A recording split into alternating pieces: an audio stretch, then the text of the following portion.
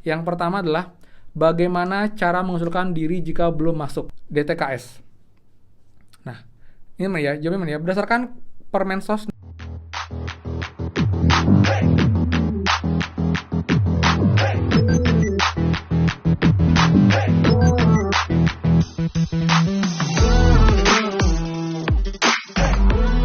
semua, kembali lagi di channel Aryawan Agus. Jadi thank you banget buat teman-teman yang udah stay tune di channel ini.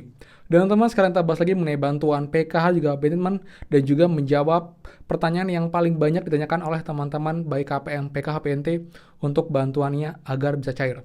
Dan sekarang kita lanjut ke part 3 teman-teman. Jadi buat lengkapnya kita akan bahas pertanyaan teman-teman, yaitu adalah bagaimana cara mengusulkan diri jika belum masuk DTKS. Kemudian apakah data DTKS dan penerima bantuan sosial tidak pernah diperbarui sehingga tidak tepat sasaran. Jadi kita akan bahas teman-teman semuanya dan juga update pencairan sampai dengan sore hari ini. Jadi buat teman-teman seperti biasa, buat yang baru join dan juga belum subscribe, silakan kalian subscribe dan juga nyalakan loncengnya agar tidak ketinggalan info terupdate mengenai PKH, BPNT, PIP, dan juga program prakerja untuk teman-teman semua. So, pastikan kalian stay tune. Dan teman, seperti biasa, please bantuan supportnya dengan cara klik tombol like dan juga komen di bawah. Bagaimanakah update dari kalian, ataupun juga ditanyakan mengenai program prakerja, ataupun juga program PKH PNT, bisa komen di bawah teman-teman. Jadi sudah like, subscribe, komen, dan juga share. Terima kasih, semoga rezeki kalian dilancarkan teman-teman. Oke, sekarang kita bahas dulu untuk update pencairan teman-teman ya. Dimana untuk pencairan sekarang sampai dengan sore hari ini sangat lesu teman-teman, kecuali pencairan bantuan beras ya.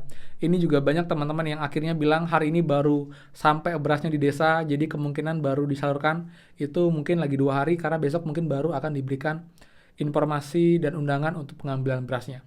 Tapi kalau untuk bantuan PKH BPNT teman-teman, alokasi September Oktober ini kayaknya masih belum teman-teman ya, karena emang ini masih dalam tahap proses teman-teman. Kemudian juga untuk bantuan yang lain seperti bantuan telur daging ayam, ini pun juga masih diproses secara bertahap teman-teman, seperti itu. Ini pun juga tidak di semua wilayah. Jadi buat teman-teman mohon bersabar karena masih dalam proses verifikasi juga validasi, dan nanti mungkin awal Oktober itu baru akan mulai ada perubahan keterangan CCNG, lalu juga cek rekening, SPM, dan nanti SP2D teman-teman, seperti itu ya. Oke, sekarang kita akan jawab pertanyaan yang banyak ditanyakan teman-teman. Yang pertama adalah bagaimana cara mengusulkan diri jika belum masuk DTKS.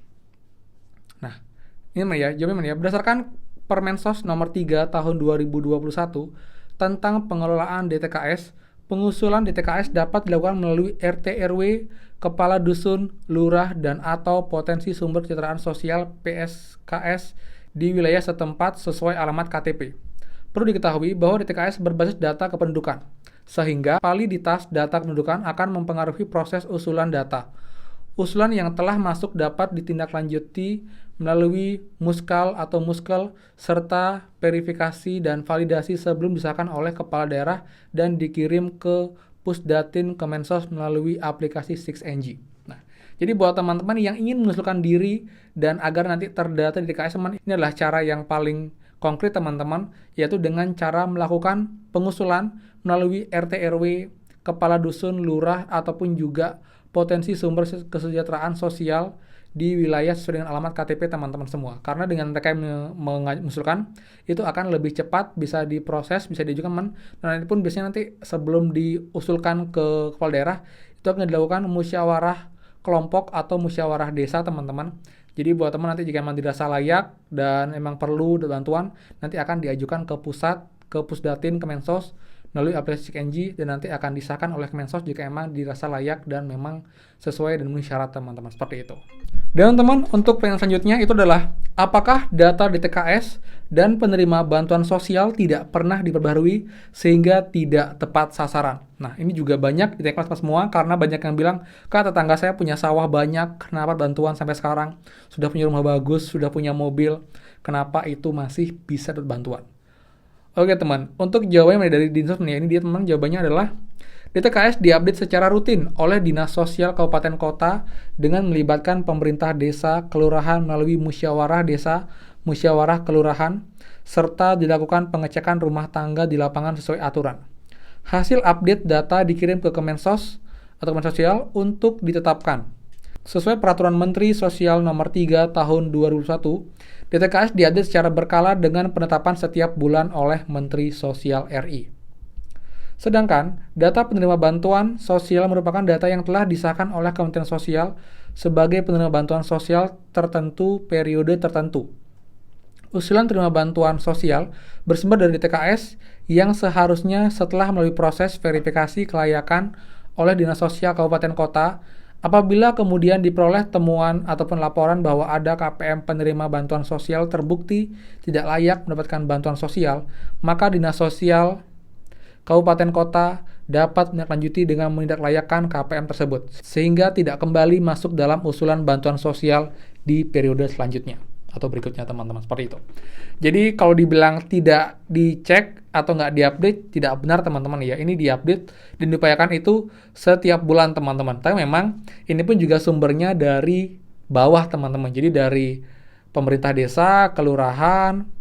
Jadi ini yang memberikan laporan ke pusat apakah orang ini masih layak ataukah tidak untuk bantuan. Nah, jadilah kadang-kadang terjadi ini ya. Mungkin tidak di semua daerah, tapi sometimes ada yang menentukan juga, Kak, itu yang dapat hanya keluarga-keluarganya saja, hanya kerabat-kerabat dari si kepala desa.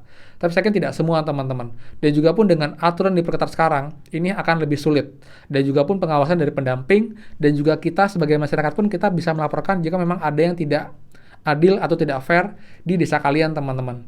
Kalian bisa menghubungi lewat hotline-nya Kemensos, ataupun juga bisa melakukan sanggahan melalui cek bansos. Tapi memang ini perlu data, jadi kita perlu nama lengkap mereka agar kita tahu, agar nanti bisa diusulkan agar tidak dapat bantuan lagi, teman-teman, seperti itu.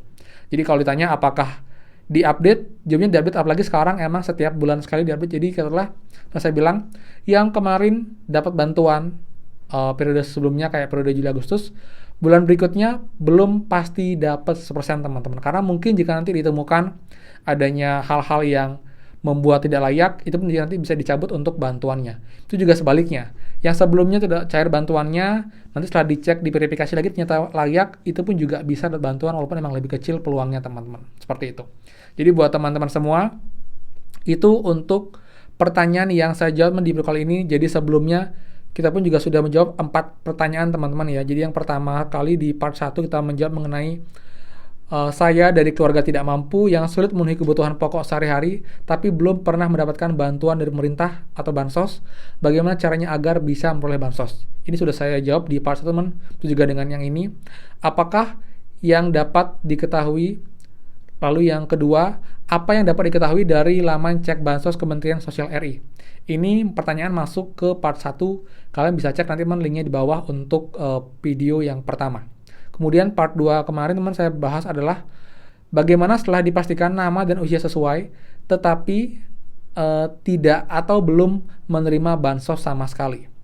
Kemudian, saya juga menjawab mengenai bagaimana cara mengetahui secara pasti apakah saya masuk dalam TKS dan status kepesertaan bansos saya seperti apa. Nah, ini pun juga sudah saya bahas di part 2, teman-teman, dan ini part 3. Jadi buat teman-teman, kalian juga bisa cek part 1, part 2, part 3, agar kalian mendapatkan jawaban dari pertanyaan juga yang mungkin banyak-banyak teman tanyakan, baik di bantuan PKH atau juga BPNT, teman-teman, seperti itu, ya. Jadi pun juga videonya sifatnya adalah edukasi dan juga dengan tagline question ataupun pertanyaan dan juga jawaban. Ini pun juga jawabannya dari Dinsos, teman-teman. Jadi jawabannya valid dan juga resmi, bukan sebuah asumsi atau sebuah prediksi, teman, seperti itu, ya. Cuman sekian sih untuk update mengenai bantuan PKH BNT dan juga menjawab pertanyaan dan juga hal-hal yang ditanyakan oleh semua di part 3 ini. Dan nanti kita akan bahas lagi mengenai ini, teman-teman, itulah saya dulu pernah dapat bansos PKH BNT suatu masih tinggal di alamat A, tetapi sejak pindah rumah dan punya kakak baru di alamat B, mengapa bansosnya berhenti? Jadi kita akan bahas, teman-teman. Dan juga satu lagi, bagaimana melaporkan penerima bansos atau bansos sosial yang tidak tepat sasaran. Nanti kita akan bahas di next video. Jadi buat teman-teman stay tune terus, dan buat yang suka please kan like, comment, dan juga share info ini. Dan juga buat yang belum subscribe, silahkan subscribe dan juga nyalakan loncengnya. Saya Aryawan Agus, dan pastikan kita ketemu lagi di next video. Dadah.